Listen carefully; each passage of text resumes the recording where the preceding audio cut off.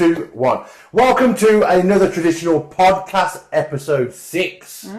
It's episode 6. I'm Nathan Ross. I'm Melissa Ross. And this podcast is to help you dads level up in your faith, family, and freedom. And today we're going to talk about a hot topic. Hot off the press. Hot off the press. Today we're going to talk about the 5 reasons why we believe relationships break down.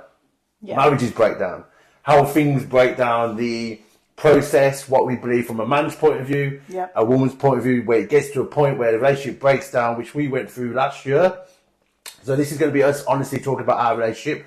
Hopefully offering some advice. It's always advice, but hopefully going to give you some value, bring you some value, and hopefully give you some advice and support. So let's start off with the simple question. Why do men and women break up? Lots of reasons. Okay, lots of reasons. But before we talk about what we're going to talk about, what do you think the number one reason is? Your number one reason? I think lack of a breakdown of communication somewhere. Okay.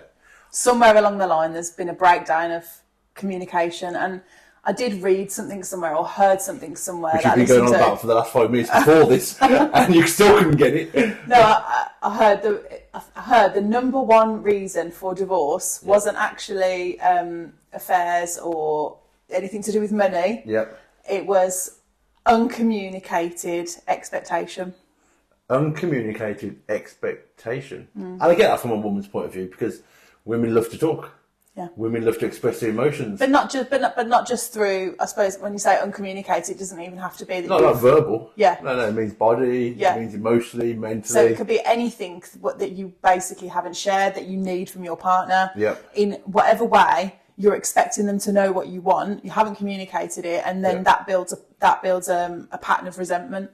Okay. So that's what I think. I get that. I think a man's number one reason why they have an affair is ego. Are we talking about having an affair, or are we just thinking about a relationship breakdown? Okay. Well, yeah, but most of the time, relationships break down from a man's point of view is from an affair's point of view. And their ego takes over. That's my personal opinion. Right. So what tends to happen is when a man's finished with a relationship, they tend to then become egotistical and then start going down and seeking elsewhere. When you say finished with it, so you've checked out prior to...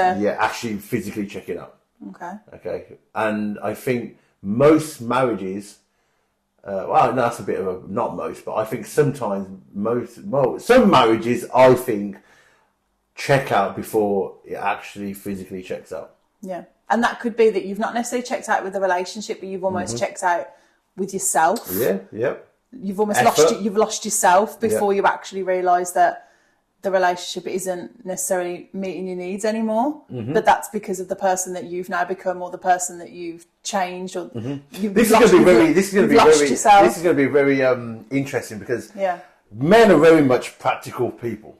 Okay, we're very much, this is the shit you get, black and white, boom. Women are different, so it's going to be very emotionally talking from a woman's point of view rather than a man's point of view. I know, like, from past experience and speaking to many men who have gone through this process, I know most men check out before they actually physically check out. But also, I think they get to a point where they think there's no point in fucking trying. Right. There's no point and is in trying. That because of the stresses that we talked about on the last episode? It could be about the stresses on the last episode. It could be, again, down to poor communication. Obviously, a man's got needs compared to what a woman's differently got needs. And I think that then brings down avenues of seeking that attention elsewhere. But again, uncommunicated expectation, because if you perhaps have the conversation post all that happening, there's a lot of there probably was a lot of points at where it could have been rescued, it could have been salvaged, it could have been rectified, but actually because you've chosen to not communicate those needs, wants, desires, whatever they may be, you feel like you've got different goals now, you've got a different way that you want to deal with your finances now, you've got a different vision of how you want your life to be. You want children, you don't want children, you want to travel, you don't want to travel, you want kids, you don't want kids. But don't you think though, that happens when you start thinking differently and wanting different things. I think from a man's point of view, that's just justification of why the relationship's going down, where it's going down. Because really, if you think about it, when you're with someone, you already had those conversations. You already know where... Well, you wouldn't have got together in the first place if you didn't have some commonality. So saying to, oh, we want different things... Yeah.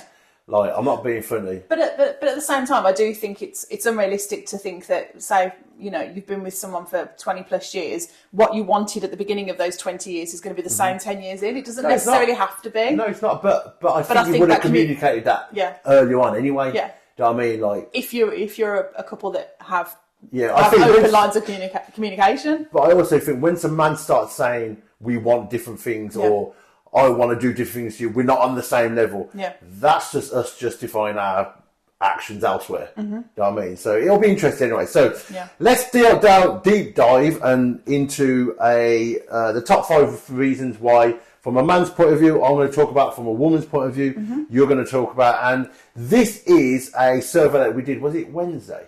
Wednesday. We did a survey on Wednesday with my Tired Dads Instagram account. And we sent out a survey. And they fed it back, and we're using these pointers to discuss, aren't we? So it'll be interesting. So number 1, from a man's point of view, lack of appreciation, feeling unappreciated for the efforts they put in from providing, protecting or maintaining the household. I have to say that's probably a big one. Yeah. I think a lot of men... saying thank you, or hearing a thank you, or knowing that there's a thank you there. It's a man's point of view, remember? Yeah. So I'm talking. Go on then. I think a lot of men do feel undervalued and unappreciated in relationships because, let's be real, we're going out to earn the bread, supposedly, traditionally. We're coming back into the household. And usually what tends to happen is when we go into a household, a dad sets the tone, don't they? Yeah. And we walk into the house, we set the tone, but the tone will continue to carry on if there's an issue between you and the woman. So, for instance, if I walk in the house and I know I can sense that you're not in a good mood or whatever, and then that gets my back up, and then I'm like, what's going on, what's happening? And you're like, blah, blah, blah, blah, blah, blah, blah, blah. It really sets a negative tone, doesn't it, in the house? And I think sometimes what tends to happen is arguments happen before going to work, the night before, this, that, and the other, which then sets a nasty tone in the house. And where that fits in with appreciation is, I think sometimes if we don't actually sort out the argument before we go to work or sort the argument before we come back from work, we then use that as a thing of, well, you don't appreciate what I'm doing. And that leads into a negative roll and a spiral down the wrong mountain, as they want to say. I think appreciation is quite easy for men. And it's this, thanks for doing what you're doing. Okay, it's that black and white. Yeah. We appreciate you as a dad. I appreciate you working your bum off. I appreciate this, and the other. Certain things like a woman taking the husband out for a meal. Just little gestures like that. I think it's really easy to break that lack of appreciation barrier down. And it doesn't always have to be words, like you just said. It could be a gesture of you make them their favourite meal. You wake up a little 5 minutes earlier and make them a coffee. Or it doesn't have to be anything cute. It doesn't have to be a big grand gesture, does it? It doesn't have to be massive. It can just be anything. So. Yeah. What's your number 1? Emotional neglect. Dick! Okay, go on. Yeah, I think for women, obviously, we're emotional beings, aren't we? Yep. And I think you ask any woman, they need an emotional connection to even have anywhere near a physical connection. Yeah. And I think, you know, we'll talk about physical connection in a bit, but the minute you feel emotionally neglected as a woman, he doesn't care about me, he's disconnected, he doesn't support me, he's not on my team, he doesn't care if I'm okay, he doesn't care about what I want. But how does that show up for a woman from a man's point of view? What does he physically have to not do for you to feel emotionally neglect? Like not hugging, not kissing, not touching? That's physical, isn't it? Okay, so what? How else? How are you? Can I do anything for you? Okay. How are you feeling today? How's your day been? Yeah. Because I think when you're at home with the kids, or I think women are very good multitaskers. You know, some of us work, some of us might have children. You're also running the home. Yes, the dad's going out, bringing home the bacon, so to speak. But just asking, how are you? How can I support you? What can I do? Sometimes taking a load off, even if you think it's not your role. You know, dads traditionally probably aren't doing bits of housework here and there, and I'm not saying that they should, but just every now and then, just sort of checking in and asking how you are. And also that whole, how am I meeting your needs? You know, because again, a relationship surely is based on both of you meeting roughly each other's needs. And the minute those needs stop being met, and it gradually sort of gets worse, you're not connected, you're not talking, I think it's just a downward spiral from there, to be honest. Okay, cool. So emotional neglect. Yeah. So that's number one. Number two, financial stress. Stress? Yeah.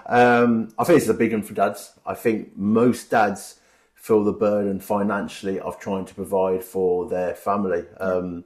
Financial pressures often lead to stress, and that can make a man feel inadequate if they're not living up to the standards. And the standards are what men put in their own heads, aren't they? Yeah. So, because I can't see a woman, unless they really are materialistic or quite shallow and low, I can't see a woman going, I want a nice car, I want this big house and blah, blah, blah. So, and I want to contribute nothing to it. Yeah, and I want to contribute nothing to it. So what tends to happen is, I think we, as dads in our own head, put our own standards that, my woman deserves this, my woman deserves that, which is great, but then that puts a lot of pressure and stress on us then to provide for that. And if we can't meet that expectations, what tends to happen is we feel like we're failure. That can cause a lot of anger, it can cause a lot of resentment. And from your point of view, I would feel that you don't even know why he feels financially stressed, because you're not even putting burdens on us, but we put our own burden and our own financial stress on ourselves. We might see other families doing well, we might see other husbands doing well, and they're providing for the Mercedes G-Wagon for their wife, and they don't need to work, and the kids got nice clothes, and you're there going, well, I can't do that, I know my wife deserves this, and blah, blah, blah. And I've been there, done that, and got a T-shirt. So do you almost feel like throwing the towel because you can't do, or you feel like you should? I don't think you feel you're good enough. I don't think you feel you're good enough, and then that causes resentment, so then you start to build a wall up. Do you feel resentful towards the woman though? I think it can feel like that, but I think really it's our own pressures, isn't it? We feel like a failure. But again, communication. I think we feel disappointed in ourselves that we can't meet the needs that we think you deserve. And let's look at society. Society plays a big role in setting these standards. Everyone seems to be going to Dubai and setting these standards. People start buying the Range Rovers, setting these standards, and so it's very easy to compare in this day and age with social media. So if you haven't got the Range Rover, or your wife hasn't got the Range Rover to drive around in, or the house to drive around in, or the kids in the Louis Vuittons and all these sort of things, then you might as well feel like you can feel like a failure. And maybe that's just our own. Well, it is our own doing. So. And that's again coming back to financial. Am I making enough money to provide for my family and this and that? I remember feeling like that many years ago, whereas now I don't give a flying fuck. Literally. So definitely. Number 2 for you. Lack of communication. Tell you what, communication keeps coming up a lot from women, doesn't it? Yeah, absolutely. Just frustration with lack of openness, honesty, conversations. You not being heard, I think that's a really, really big thing. And I think even when women are trying to communicate, it's somehow the message isn't quite clear enough, and men still aren't getting it, because I feel like you can be very transparent, but sometimes we're opposite kind of ends of the spectrum when it comes to how we think. You know, they say men are from Mars, women are from Venus.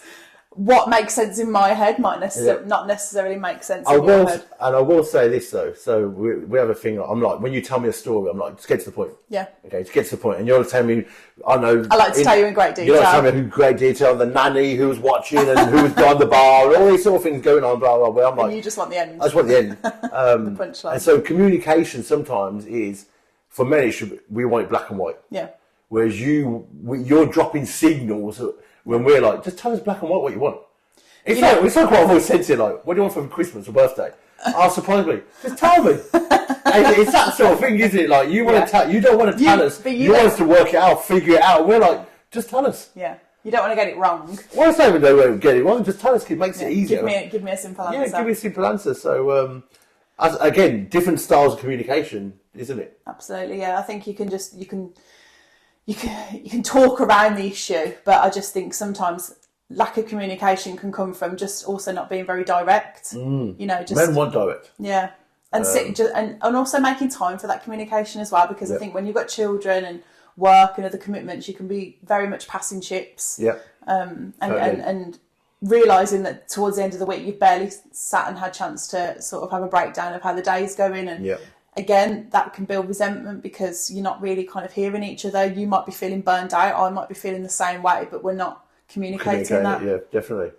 Okay, number 3, and I think this leads again from financial stress. Number 3 into why marriages break down from a man's and a woman's point of view is feeling undervalued. Men feel sidelined or less valued. Now, I know a lot of men, this didn't happen particularly for me, but I know a lot of men can feel sidelined when kids come into the play. Because a woman puts a lot of effort into the child, and then the man might feel neglected that way. If there's a sense that their role is like taken for granted, so sometimes it might just be given up, well, that's your duty, that's what you need to go and do. This is a hard one for me because I've never felt undervalued from you. So I can only go on what dads have said in the survey, and a lot of dads have said that sometimes women have made them feel undervalued from a point of view of you could do more, you could work harder, you could earn more money, blah, blah, blah, and all this pressure again. There's that meme or thing that goes around on social media, and it's something like a woman who's got a fancy handbag and a nice ring and a nails done, and something like somebody comments and says, "Oh, you've only got that because your husband's rich or whatever," and her response is, "Well, tell yours to work harder." Yeah, yeah. And that just basically sums it up, doesn't it? Yeah. So, and I feel financial stress, number 2, and feeling undervalued are quite closely linked. I think all of that encompasses respect, not feeling respected. Yeah, but also it comes down to self-esteem as a man, isn't it? And self-worth.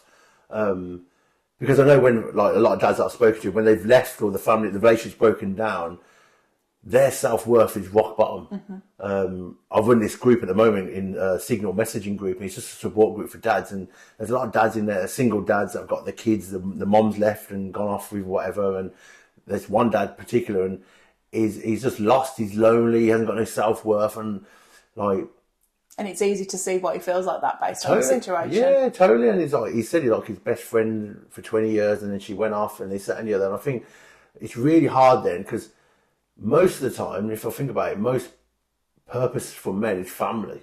Yeah. And when that family is broken down, their value falls then, and they're like, so what have I got left? What am I here for? What am I here for? Yeah. So yeah, definitely. I reckon it's a big thing, feeling undervalued in a relationship as well.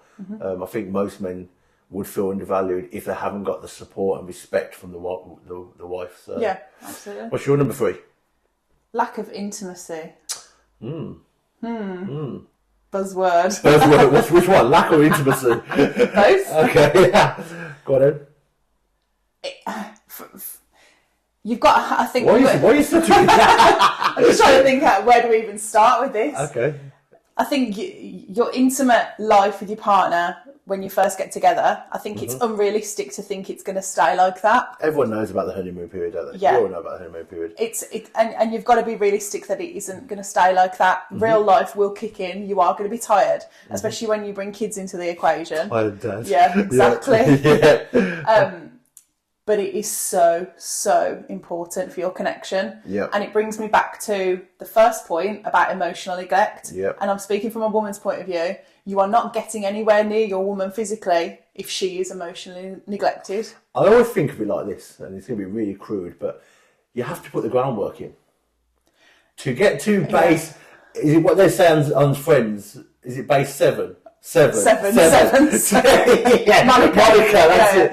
And Chan was like, there's like, how many bases are there? Yeah. I think in order to get to base 7, you got to do 1, 2, 3, 4, 5, 6. Well, foreplay for a woman starts in the morning, guys. Okay, it starts how you treat her from the morning all the way up to when you want to get. Is this your how to get your missus in bed at night? This is my top piece of advice. So you want a nice evening with your wife. Yeah, i.e. sex. Start your foreplay in the morning. The minute you wake up, it's how you treat her. It's the things you say. That's a big note there, guys. It's it's the gestures that you do. It's the little flirty messages throughout the day. Yeah. Trust me, it isn't just the 5 minutes before you want to get in there. Totally, man, totally. So, and I think lack of intimacy, and I'm not just talking sex. I'm talking just intimacy, just knowing each other, being raw, in and out, just knowing each other, and you always say to me, like, read the room. Yeah.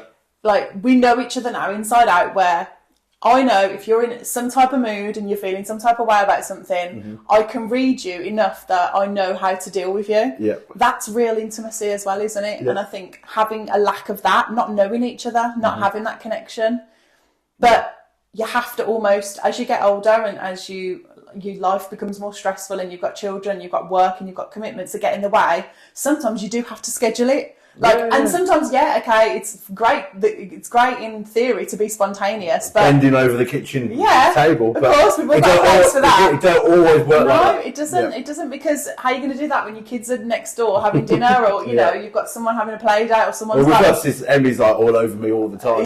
So if she sees us hugging, then she gets a bit jealous. So then. It's literally like... But actually, is that a bad thing to just say, do you know what, we're going to have Sunday night or Saturday night or Friday afternoon for us, and it doesn't. It's not necessarily scheduling sex. No, it's just we're having a movie night or some time for intimacy. And Netflix and chill. Yeah. And Netflix and chill. Yeah. I was going to say something about it, but it'll come back to me in a bit. Okay, number 4, decline in physical intimacy from a man's point of view. Yeah. So physical connection can be a significant factor for men, and without it, they may feel less bonded to their partner. I'm going to say this, though. Okay, I'm going to say this. If you're not having sex in a relationship and you're annoyed and frustrated as a man, you've got to ask yourself the question, what are you doing as a man to warrant getting physical attraction, physical intimacy, physical sex? Because it's very easy...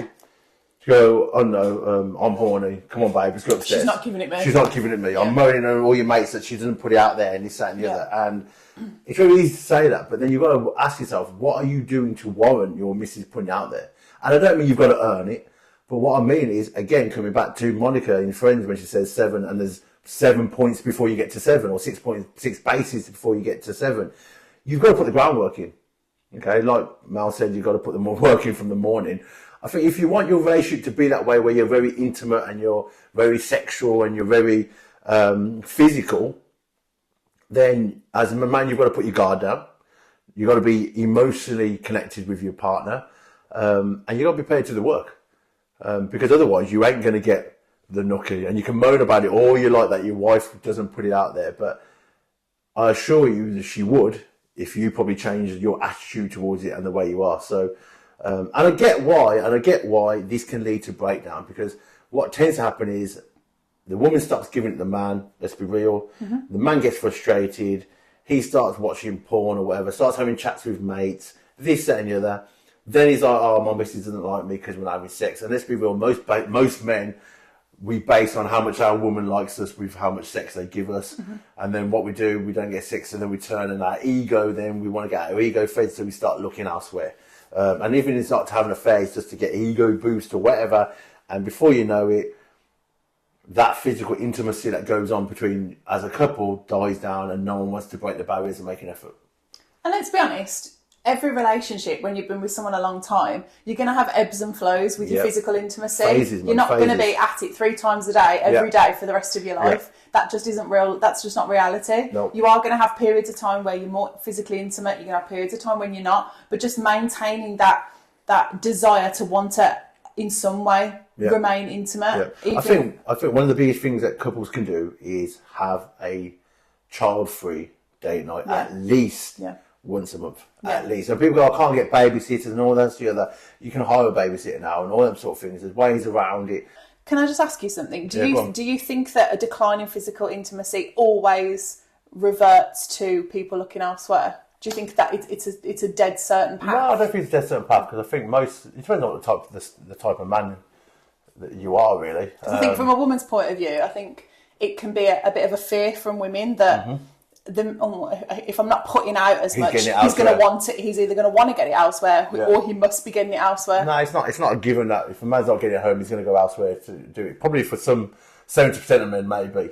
Or even if that's a big number. Yeah, I just ripped that out of the sky. I'm not quite sure. But I think what tends to happen is men, it doesn't go from, I'm not getting sex at home, so then I'm going to go and fuck someone else. It doesn't go from that. It goes from, I'm not having sex from home, my self-esteem then is getting a bit of a beating. I'm going to get, and what happens then, we seek attention elsewhere, and that leads into conversations, that leads into a talk at the gym, that leads into a talk at work with some woman, blah, blah, blah. And then our ego starts getting fed, and that can lead then into action. But a way to avoid that would be to the effort that you're putting into that, you put into your relationship, totally. And then boom. But then it comes down to what you've been talking about, is communication, isn't it? It comes back to that. So, okay, you're number 4. Feeling unseen or unheard. So again, sort of linked to emotional neglect, I would think, but this was something that was pointed out in the survey, and those words were specifically used: unseen and unheard. Again, needs not being met. We've talked about not on the podcast but before, like love languages, and I've done quite a lot of research into love languages, and learning that. Or the biggest thing I've taken away from it is learning to love someone the way they want to be loved, not the way you want to love them. So just because you show love in a certain way doesn't mean that I receive it in that way, and vice versa. Which is a massive thing for us, because your love language is totally different to mine. Absolutely. And I think we've learned that over the years, haven't we? That... And I think more so this year, after what happened last year, I think we've learned a lot more this year about our own different love languages and how to respect each other's. But the way I feel love from you is very different to the way you feel love from me. So, and when there's a disconnect there, feeling unloved, unheard, not understood, again, that barrier goes up, that wall goes up, and I just think the breakdown gets worse and worse and worse from that. Totally, definitely. Yeah. Okay. So, last but not least, number 5. I quite like this one. Which it came up in a survey, and men felt very strong about this. Disagreements on lifestyle and goals. Now, I must say, this is a hard one for us, because we've never had disagreements on lifestyle or goals, have we? Like, when we were working together, we were like, let's go travelling, when we went travelling.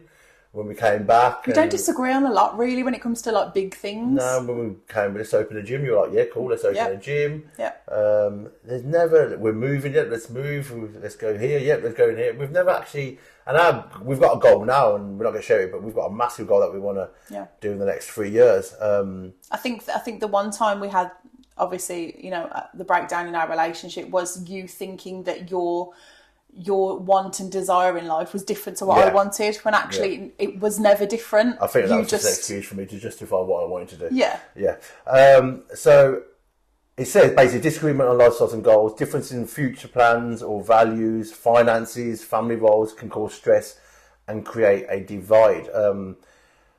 I can see why disagreements in lifestyle goals, but I'm going to be honest, man. Most of the time we go against, or we justify it all by going, we want different things, we want different plans, we want different futures. Now, unless you've been together since you were 15 or 16, every time since we've got together, 11 years ago, we've known each other 15 years, but since we got together 11 years ago, we've always talked about, this is the plan. You would assume that getting into a relationship, you kind of have those conversations about, well, do you want kids? Do you not want kids? Where do you want to go? What do you want to be? Do you want to get married? Do you not? Where do you want to live? Do you want to buy a house? Do you want to travel? What kind of job do you want? And even simple things like this year, like obviously I've turned towards more God, and you was not brought up, but then we've having conversations, and you're like, yeah, man, let's just go learning to church, learning from each other, and all that sort of thing. So it's about, again, the big word of the podcast, communication. Absolutely. And if you have got different lifestyles and goals, which they're saying that's a reason for marriage breakdown, again, you're going to have to sit down and go, is this really the goal I want, or am I using it? And this is from a man's point of view. Am I using it to justify why I'm doing what I'm doing? Okay, because let's be real, men. If you're having an affair, or you're trying to justify why your marriage is breaking down, you'll find justification in everything that you do. And one of them is, we don't want the same things. You've changed. And people, like you said, people do change, but we all change. And let's be honest, it's okay to have individual goals. We're not saying that you need to sit here and be the same people, because we're completely different people. I will say though, sorry, I'm going to butt in here. As a family, you can have different goals individually. Yeah. But as a family, you need to have aligned goals. You need to have family aligned goals. Yeah. You need to be in connection, in alliance with each other about how you want to raise your children and fundamental things like that. But I'm just talking from an individual perspective. Yeah. It's okay to have individual goals. Yeah. You don't have to morph into the same people. No, because you're not. You don't have to have the same hobbies and the same, enjoy reading the exact same books and enjoy the exact same food. However, like you say, I think that the main fundamentals need to, again, be communicated. And if that's not at the beginning of the relationship, again, like a relationship, if you're thinking about getting into a relationship with someone when you first start dating, don't be afraid to have those conversations, because they are important. But also, not even at the beginning, I think it's so important to revisit your goals and purposes and values and standards and what are we working towards and plans, because like it's very easy, and I don't know about you guys watching this, but for us, we don't want to be like this mundane relationship where, okay, cool, this is a setup now. We've got the house, we've got the cars, we've got this, we've got the business, we've got Emily, and that's it. We're doing now for the next 30 years. Yeah, we're always talking about, okay, where are we going next, what we're doing next, what country we're going to live in. The world's a big place. The world's a big place. Where are we going to take Emily? What we're going to do? We're always thinking about ways of not just leveling up, but experiences, aren't we? Bringing excitement into our relationship and our marriage and our life. I suppose for you guys watching this, in the next 2 years, you'll probably see us in so many locations because we just want to go and experience, enjoy, give Emmy a different type of lifestyle. We're not very traditional like that, are we? Like, we don't buy houses, we don't buy nice cars. Even though I had a nice car, we got rid of it. We don't conform to materialism because we know there's more happiness at the other side of experiences, isn't it? Massively, yeah. And I think we have traditional values. We always have. Even before we had our daughter, when we got together, we very quickly realised we were very much aligned in that, I always said to you, if we had a child together, I wouldn't want her going out to nursery or daycare. I want to be at home raising her. That was how I was raised. That was important to me. And you were like, yeah, I absolutely agree. I think you need to not be afraid to have those communications and those conversations. Vital, isn't it? It's vital, definitely. Okay, number 5 and last one for you. Number 5, a bit further down the list than it was for men, but financial tension. So financial instability or differences in spending priorities can lead to dissatisfaction or mistrust. Trust came into this with women as well when it came to finances. In what way though? Men perhaps not being open about financial struggles, or perhaps getting into debt and not sharing. So how's that going to affect women though? In what way? Well, you're putting the family into strain when eventually that all comes out. If man's struggling financially, getting themselves into debt, getting themselves into a bit of a mess financially, and they're not sharing, or on the flip side of that, if a man's prioritising money for things differently compared to what a woman would. And then that there's difference in spending. Yeah. So what you would spend on what your B&M runs and your Primark runs compared to what I'll spend my money on is different, which then can cause a lot of. Well, I think trust comes into it then. Yeah. If you're not open about your spending habits, you could be a couple that completely combine their finances and that works for them. You could be a couple that, shares most, but you still have independent bank accounts. Run it whichever way you feel comfortable doing.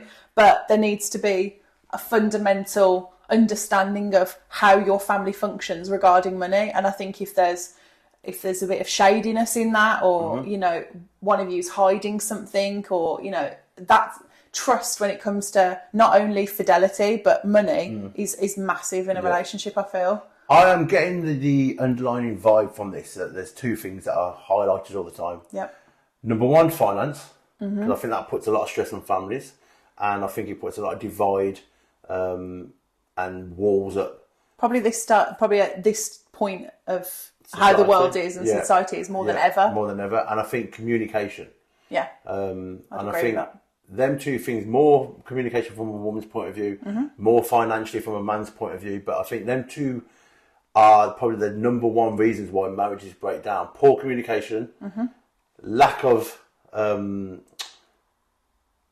suppose, lack of open discussions, and being real with each other. But then on the flip side of that, the financial burden, the stress of, and the comparison of men comparing themselves to the society and what they can afford and what they can provide and all these sort of things. And then that then leads to self-esteem issues, self-worth issues. So finance and communication, would you agree? Yeah, and don't you think so many of these things that we've brought up today can be resolved using positive communication strategies? So what you're trying to say, the number one reason why marriages break down is because of poor communication. What did I say at the beginning? It was... Don't know, I can't remember. Unfulfilled expectation or uncommunicated expectation. Okay, so I will agree with you on that. The number one reason why marriages break down is because of lack of communication. Yeah.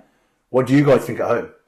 Do you think it's poor communication? Do you think it's lack of intimacy? Is it high pressures in life? Lack of respect. Lack of respect. Lack of appreciation. It could be many things that we've spoken about, or new things that the ideas that you've got of why your personal marriage breakdown, your personal relationship breakdown. Drop it in the comments, guys. Drop it and let us share and see your views. Guys, if you got value out of this episode, do me a favour. Number one, share it with another dad, okay? Number two, don't forget to hit the subscribe button, okay? Guys, on YouTube, I really want to build my YouTube channel up to reach 1 million dads in the next 3 years. That's my plan. And I never shared this with you, did I? No. So, in my Signal DM group, someone asked me, like, what's my goal with the tired dad thing? And I said, I had a good thing about it. I was like, I want to help and support and reach 1 million dads in the next 3 years. That would be amazing. And help them, support them as much as possible. So, guys, I only can do that without you watching it. So, subscribe, click the subscribe button. Don't miss out on the future episodes. I'm interviewing 2 dads on Monday, which will come out on Tuesday. Drop a review as much as possible, and your support means everything. So thanks for tuning in, and remember, dads, to keep leveling up in your faith, family, and freedom.